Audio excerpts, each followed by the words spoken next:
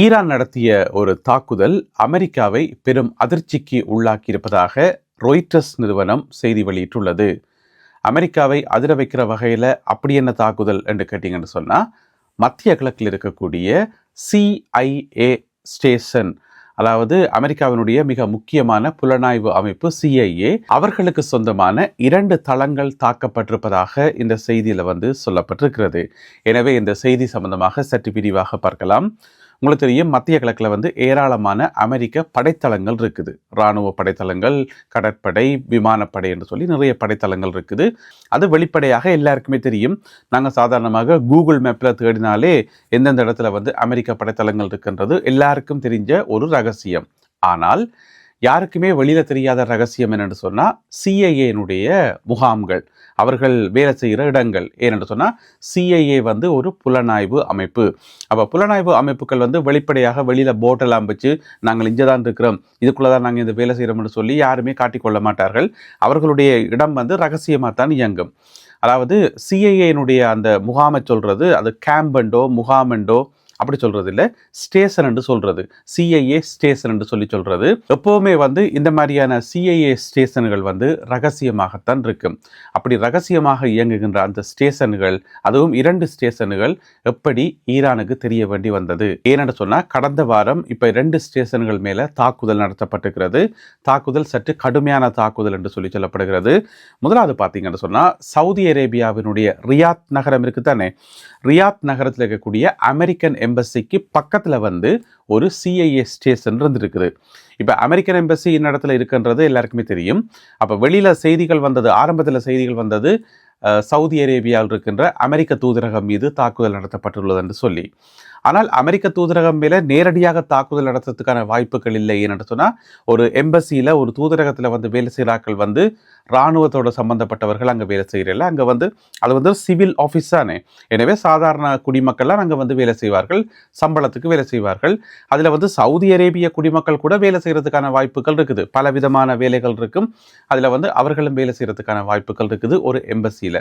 அப்போ எம்பசிக்கு மேலே தாக்குதல் நடத்தப்பட்டது என்று சொல்லி வந்த செய்திகள் எல்லாமே உண்மையிலேயே எம்பசிக்கு பக்கத்தில் இருந்த CIA ஸ்டேஷன் மேலே தான் தாக்குதல் நடத்தப்பட்டதாம்.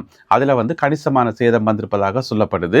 அப்போ அந்த இடத்துல ஒரு ரகசிய தளம் இருந்தது, எப்படி ஈரானுக்கு தெரிய வேண்டி வந்தது என்று சொல்லி இப்போ அமெரிக்க இராணுவ உள்ளக விசாரணைகள் இடம்பெற்று வருவதாக சொல்லப்படுகிறது.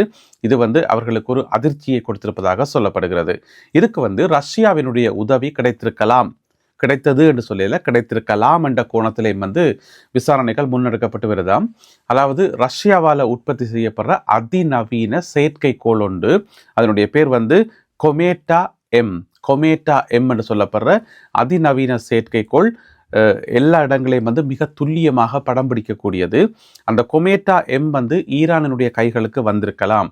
எனவே ரஷ்யா அதனை வழங்கியிருக்கலாம். அதனை பயன்படுத்தித்தான் இந்த இடங்களை துல்லியமாக அறிந்து கொண்டிருக்கலாம் என்று சொல்லி ஒரு சந்தேகம்தான், உறுதிப்படுத்தல ஒரு சந்தேகம்.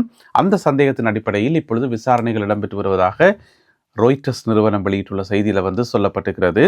அப்போ சவுதி அரேபியாவில் இருக்கக்கூடிய ரியாத் நகரத்தில் இருக்கக்கூடிய CIA ஸ்டேஷன் மட்டும் தாக்கப்படையில, இன்னும் ஒரு இடத்துலையும் தாக்கப்பட்டிருக்கிறது. அது கிழக்கு ஈராக்கில் ஒரு ரகசியமான இடத்துல இயங்கின CIA ஸ்டேஷனும் தாக்கப்பட்டுள்ளதாக இந்த செய்தியில் சுட்டிக்காட்டப்பட்டிருக்கிறது.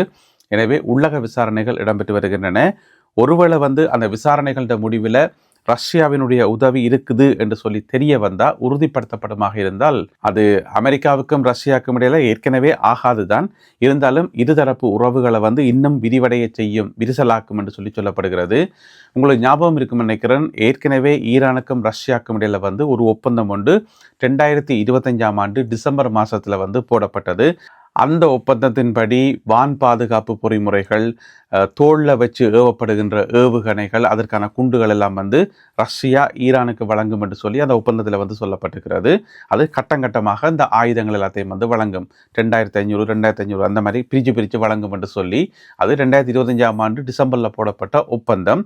அதுக்கு பிறகு கஸ்பியன் கடலுக்கு ஊடாக சில பல சப்ளைகள் நடந்திருக்கலாம் என்று சொல்லி, ஏனென்று சொன்னால் அசர்பைஜான் ஊடாக தரை வழியாகவும் பிறகு கஸ்பியன் கடல் வாயிலாகவும் ரஷ்யா சில பொருட்களை ஈரானுக்குள்ளே வந்து அனுப்பியிருக்கலாம் என்று சொல்லி ஆரம்பத்தில் தகவல்கள் எல்லாம் வந்து நான் மெப்பெல்லாம் போட்டு காட்டி இந்த ரூட்டுக்களால் வந்திருக்கலாம், இந்த வழியால் வந்திருக்கலாம் என்று சொல்லி அப்போ என்னென்ன தகவல்கள் எல்லாம் வெளிவந்ததோ அது எல்லாத்தையும் வந்து நான் உங்களோட சொல்லியிருந்தேன். நான் பழைய வீடியோக்கள் எல்லாம் அதெல்லாமே இருக்குது. இப்போ பார்த்தீங்கன்னு சொன்னால் இந்த ஒரு செயற்கைக்கோள் உதவியை ரஷ்யா செய்ததா என்று சொல்லி அமெரிக்கா இப்பொழுது துருவி விசாரணைகளை நடத்தி வருவதாக ராய்ட்டர்ஸ் வெளியிட்டுள்ள செய்தியில் வந்து சொல்லப்பட்டுள்ளது. அமெரிக்காவினுடைய துணை ஜனாதிபதி ஜேடி வான்ஸ் இருக்காரு தானே, அவருடைய மெய் பாதுகாவலர் அணி இருக்குன்னு தானே. எப்போவுமே உங்களுக்கு தெரியும், அமெரிக்க ஜனாதிபதியாக இருக்கலாம் அல்லது துணை ஜனாதிபதியாக இருக்கலாம், அவர்களுடைய மெய் பாதுகாப்புக்கு பொறுப்பு வந்து அமெரிக்காவினுடைய சீக்ரெட் சர்வீஸில் பணிபுரிகின்ற ஏஜெண்டுகள் தான் இவர்களை பாதுகாப்பார்கள். இப்போ பார்த்தீங்கன்னு சொன்னால் ஜேடி வான்ஸினுடைய பாதுகாப்பு அணியில் பணிபுரிகின்ற ஒரு ஏஜென்ட் மேலே ஒரு சந்தேகம் வந்திருக்கிறது. சந்தேகம் வந்ததை அடுத்து அவர் கட்டாய விடுமுறையில் அனுப்பப்பட்டுள்ளார் என்று சொல்லி ஒரு செய்தி ஒன்று வழியாக இருக்கிறது. என்ன பிரச்சனை என்று சொன்னால், துணை ஜனாதிபதி ஜேடி வான்ஸ் சம்பந்தமாகவும் அவருடைய குடும்பத்தினர் சம்பந்தமாகவும் சில பல ரகசியங்களை வெளியே கசிய விட்டார் என்று சொல்லி அவர் மேலே ஒரு சந்தேகம் ஒன்று வந்ததை அடுத்து இப்பொழுது அவர் கட்டாய விடுமுறையில் அனுப்பப்பட்டிருக்கிறார். மிக முக்கியமாக ஜேடி வான்ஸனுடைய குடும்பத்தார்கள் வந்து எங்கே போகின்றார்கள், எந்தெந்த இடத்துக்கெல்லாம் போகிறார்கள் சொல்லி இப்போ அவைக்கு தெரிந்தானே, பாடிகார்ட்ஸுக்கு தெரிந்தானே, அந்த தகவல்களை வந்து வெளியில் கசிய விட்டாராம் என்று சொல்லி இப்பொழுது விசாரணைகள் முன்னெடுக்கப்பட்டு வருகின்றன. அமெரிக்கா ஈரான் மீது 13வது நாளாகவும், அதாவது 13வது இரவாகவும் நேற்றிரவு பல இடங்களில் தாக்குதல்களை மேற்கொண்டு வருகிறது. இந்த காணொலியை நான் ஒளிப்பதிவு செய்யக்குள்ள இப்போதான் தாக்குதல்கள் ஆரம்பிக்கப்பட்டிருப்பதாக தகவல்கள் வந்திருக்குது, பிரேக்கிங் நியூஸ் வந்திருக்குது. இனி காலையில் தான் மிச்ச விவரங்கள் தெரிய வரும். மிக முக்கியமாக அவாஸ் என்று சொல்லப்படுற ஒரு நகரத்தில் பல வெடிப்பு சத்தங்கள் கேட்டதாக சொல்லப்படுகிறது. இந்த அவாஸ் என்று சொல்லப்படுற நகரம் வந்து குசஸ்தான் என்று சொல்லப்படுற ஒரு மாகாணம், ஈரானில் இருக்கக்கூடிய ஒரு மாகாணம் குசஸ்தான் என்று சொல்லி அதனுடைய தலைநகர் தான் இந்த அவாஸ். ஏற்கனவே அங்கே பல தடவை தாக்குதல்கள் நடைபெற்றிருக்கின்றன. இப்போ நேற்றிரவு பல வெடிப்பு சத்தங்கள் அங்கே கேட்டதாக சொல்லப்படுகிறது. எனவே மேலதிக விவரங்களுக்காக காத்திருப்போம். இதேவேளையில் ஈரானினுடைய எதிர் தாக்குதல்கள் வழக்கம் போல ஜோர்தான், பஹ்ரைன், குவைத் போன்ற நாடுகளில் தொடர்ச்சியாக இடம்பெற்று வருவதாகவும் அங்கிருந்து ஏவப்படுகின்ற ஏவுகணைகள் மற்றும் மிசைல்ஸ் போன்றவற்றை இந்த நாடுகள் தடுத்து வருவதாகவும் சொல்லப்படுகிறது. இதெல்லாமே வந்து நேற்றிரவு வியாழக்கிழமை இரவு நடைபெற்ற சம்பவங்கள். அதோட இன்னொரு விஷயம் என்னென்னு சொன்னால், குவைத்துக்கும் ஈராக்குக்கும் நடுவில் எல்லை இருக்குதானே, போர்டர். அந்த போர்டரில் வந்து ஒரு போர்டர் வந்து நிறைய போர்டர் இருக்குது. அதில் ஒரு போர்டர் வந்து அல் அப்தாலி என்று சொல்லப்படுற ஒரு போர்டர். அதன் மீது தாக்குதல் நடத்தப்பட்டிருக்கிறது ஈரானால். அப்போ எதுக்கு அந்த போர்டர் பாயிண்ட்டை இலக்கு வச்சு தாக்குதல் நடத்தப்பட்டன்னு சொல்லி தெரியலை. இருந்தாலும் அதன் மீது தாக்குதல் இடம்பெற்றிருப்பதாக சொல்லப்படுகிறது. இப்படியாக நேற்றிரவு 13வது நாளாகவும் தொடர்ச்சியாக தாக்குதல்கள் இடம்பெற்று வருகின்றன. இதுக்கிடையில் அமெரிக்க ஜனாதிபதி டொனால்ட் ட்ரம்ப் அவர்கள் ஒரு எச்சரிக்கை ஒன்றை விடுத்திருக்கிறார் என்று சொன்னால், ஈரானில் வந்து இதுவரைக்கும் நீங்கள் கேள்விப்பற்றாத ஒரு பிட்டும் தாக்குதல் ஒன்றை நடத்துவதற்கு நாங்கள் தயாராகி வருகிறோம் என்று சொல்லி ட்ரம்ப் சொல்லியிருக்கார்.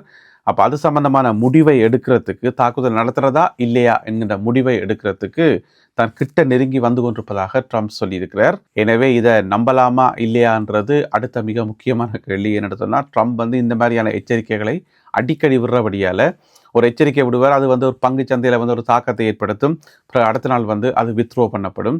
இப்படியே மாறி போய் கொண்டிருக்குது, என்னென்னு தெரியலை. எனவே இதுவரை எதிர்பாராத பாரிய தாக்குதல் ஒன்றை நடத்துவதற்கு திட்டமிடுறதாக சொல்லியிருக்கார். நடத்தி முடிச்சா பிறகு பார்ப்போம்.